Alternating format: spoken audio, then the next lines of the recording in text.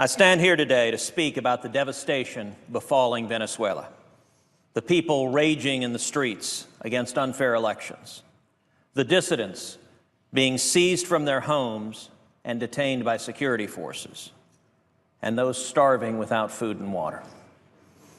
Venezuela, once one of the most richly resourced countries in Latin America, is being dismantled by Nicolas Maduro and his flailing Chavista regime.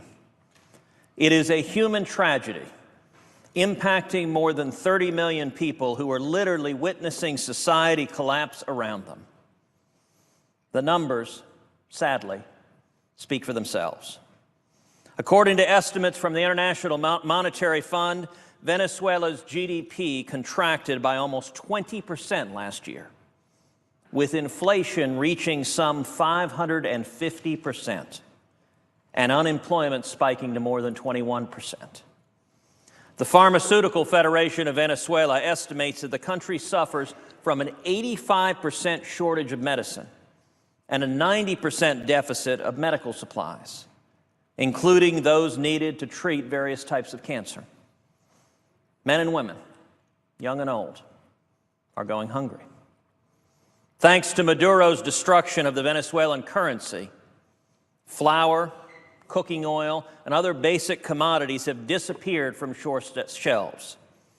Students and teachers leave their classrooms for hours on end to stand in line, hoping to receive a loaf of bread as a week's meal. The most vulnerable are going on what are called Maduro diets, skipping meals and reducing their food consumption. And Maduro's response? The would-be dictator has threatened to seize businesses that don't produce enough and has told Venezuelans that doing without makes them tougher. Thousands of Venezuelans have crossed borders in search of food and medicine, while Maduro and his cronies spin conspiracies and rail against phantom enemies on state media. The situation is so dire that the regime has begun, quote, rewarding some of its most loyal supporters with toilet paper. Alongside the disintegration of Venezuela's economy is the specter of Maduro's growing dictatorship.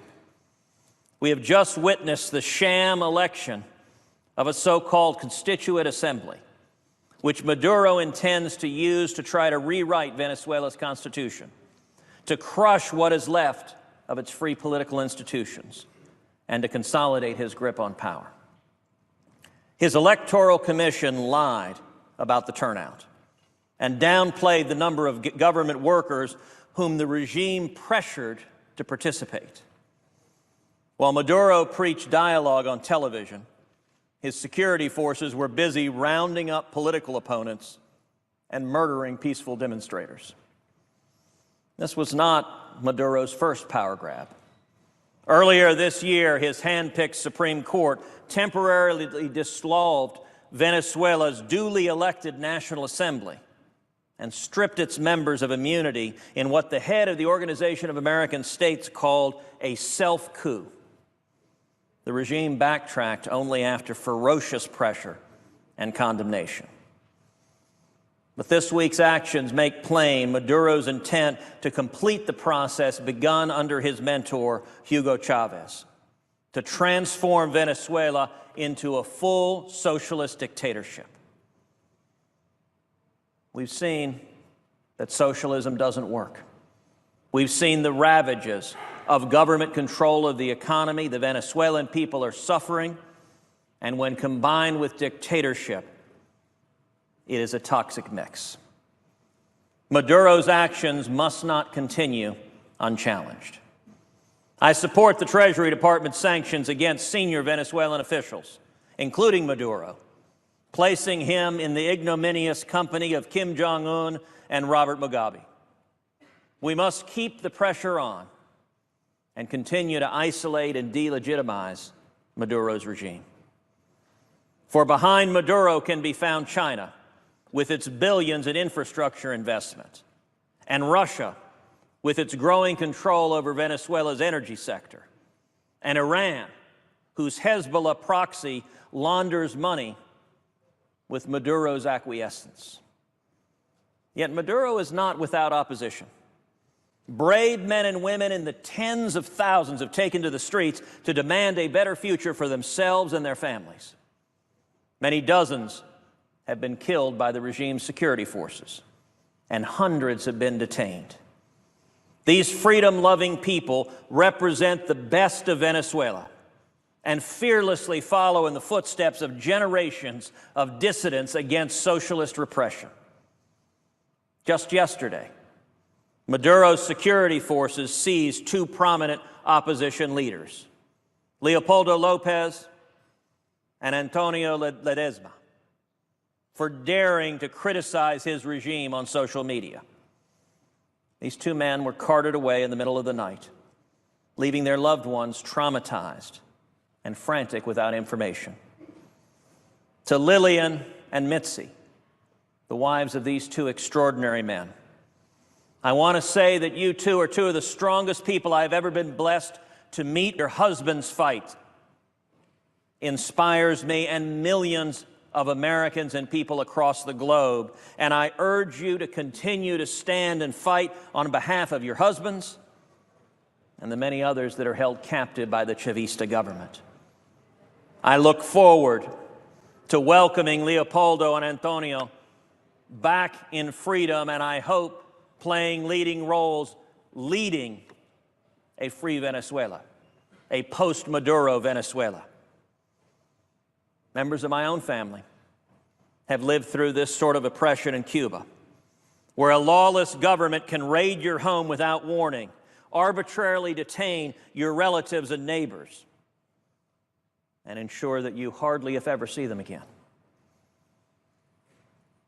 And to Lillian and Mitzi, I tell you, I will continue to raise my voice and to call for action, real action, to help Leopoldo, Antonio, and every other Venezuelan willing to stand and risk everything to live in a free and prosperous and democratic country. It is well past time to consign Chavismo to the dustbin of history.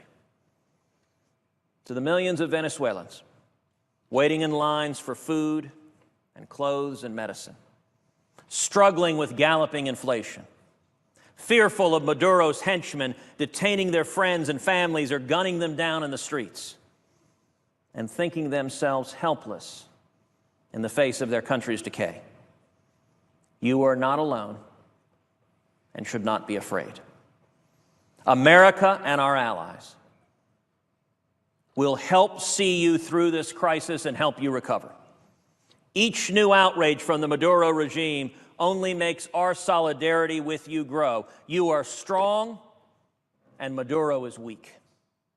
You are Venezuela's future, and Maduro is its past. You will win, and Maduro will lose. Venezuela is not the private preserve of a bus driver turned authoritarian thug in a tracksuit. But instead, Venezuela is a proud and free nation with a glorious past and an even greater future. Through its words and deeds, the Maduro regime has abandoned what little legitimacy it might have had. When this regime expires, Venezuela will restore its place at the forefront of Latin America and become a good friend and partner to America once again. We stand with the Venezuelan people as your friend against this socialist oppression, and we tell you there are brighter days ahead, brighter days of economic cooperation, of energy growth, of abundance, of prosperity, of throwing off the shackles of totalitarianism. Estamos contigo, Venezuela. Tus mejores días están por venir. Mr. Speaker, I yield the floor.